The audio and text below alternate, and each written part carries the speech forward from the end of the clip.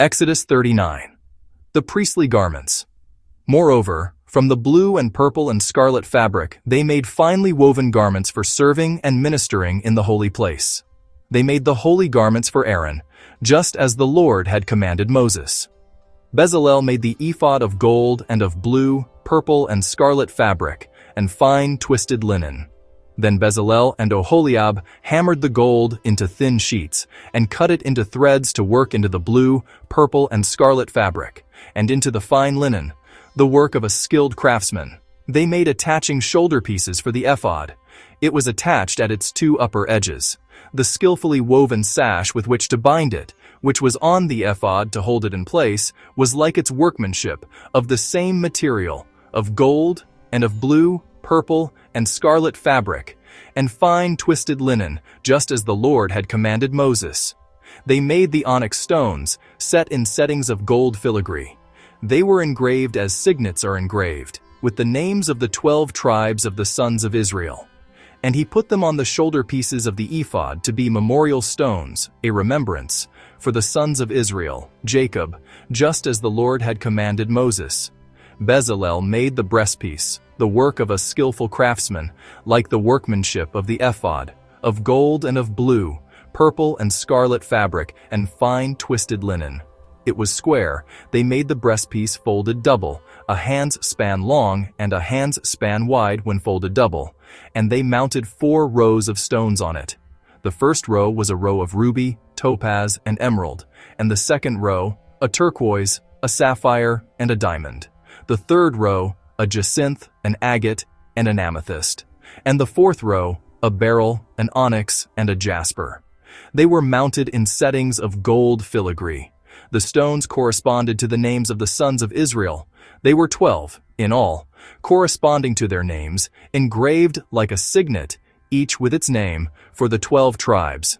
And they made on the breastpiece twisted chains like cords of pure gold. They made 2 settings of gold filigree and 2 gold rings, and put the 2 rings on the 2 ends of the breastpiece.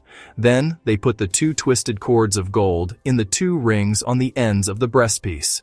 They put the other 2 ends of the 2 cords on the 2 filigree settings and put them on the shoulder pieces of the ephod at the front of it. They made 2 rings of gold and put them on the 2 ends of the breastpiece, on its inner edge, which was next to the ephod. Furthermore, they made 2 other gold rings and attached them to the bottom of the 2 shoulder pieces of the ephod at the front of it, close to the place where it is joined, above the woven sash of the ephod. They bound the breastpiece by its rings to the rings of the ephod with a blue cord, so that it would lie on the woven sash of the ephod, and so that the breastpiece would not come loose from the ephod, just as the Lord commanded Moses. Then Bezalel made the robe of the ephod of woven work, all of blue. There was an opening, for the head, in the middle of the robe, like the opening in a coat of armor, with a hem around it, so that it would not be frayed or torn. On the hem of the robe, they made pomegranates of blue, purple, and scarlet fabric, and fine twisted linen.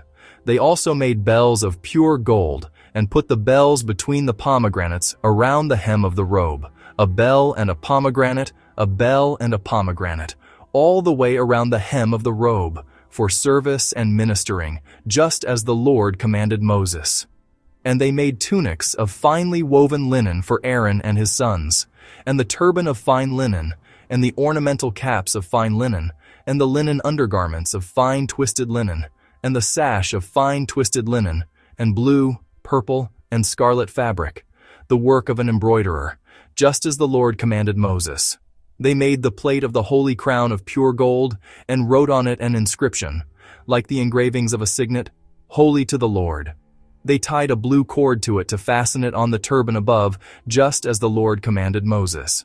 Thus, all the work of the tabernacle of the tent of meeting was finished, and the Israelites did according to all that the Lord had commanded Moses. That is what they did. They brought the tabernacle to Moses, for him to inspect. The tent and all its furnishings, its hooks, its frame boards, its bars, its support poles, its sockets or bases, and the covering of rams' skins dyed red, and the covering of porpoise skins, and the veil of the screen, the ark of the testimony, its carrying poles, and the mercy seat, the table and all its utensils, and the bread of the presence, showbread, the pure gold lampstand and its lamps, with the lamps placed in order, all its utensils, and the oil for the light, the golden altar of incense, the anointing oil and the fragrant incense, and the hanging veil for the doorway of the tent, the bronze altar of burnt offering, and its grating of bronze, its poles and all its utensils, the basin and its base, the curtains of the courtyard, its support poles and sockets, and the screen for the courtyard gate, its cords and pegs, and all the utensils for the service of the tabernacle, for the tent of meeting of God with his people, the finely woven garments for serving and ministering in the holy place, the holy garments for Aaron the priest, and the garments of his sons to minister as priests. So the Israelites did all the work according to all that the Lord had commanded Moses. And Moses carefully inspected all the work, and behold, they had done it. Just as the Lord had commanded, so had they done it. So Moses blessed them. Please keep watching for more Bible stories.